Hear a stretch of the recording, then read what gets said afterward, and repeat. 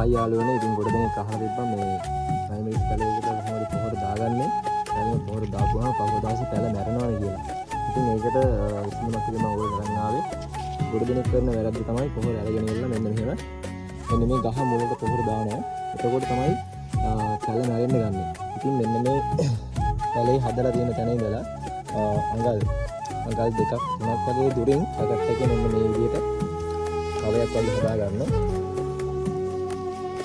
ඒකල්ලා මේ පොහොර දානකොට දාන්න ඕන මේ පැලයකට ග්‍රෑම් 10ක් දාන්න ඕන දවස් 14න් 14ට මේ කැට පොහොර දානකොට මෙන්න මේ විදිහට ඔයගොල්ලන්ට පුළුවන් මේ පැලයට වැටෙන්නේ නැතුව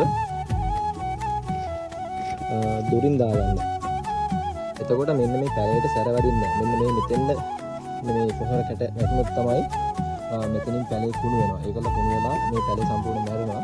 මේ විදිහට පොහොර දාලා වෙලා අවුව තියෙන තැනක් නම් මේ පොහොර ඉක්මනට මේ විනාශ වෙනවා නම් මෙන්න මේ විදිහට මේ අර තියෙන වටේ පස් වලින් පොහොර ටික වහ ගන්න. එතකොට මේ සාර්ථක මේ පැලේට පොහොර ටික වුණා පැලේ විනාශ වෙන්නේ නැහැ. ඉතින් වලක් පොහොර දානකොටයි මේ විදිහට වලගේ ගාවට පොහොර දාන්න.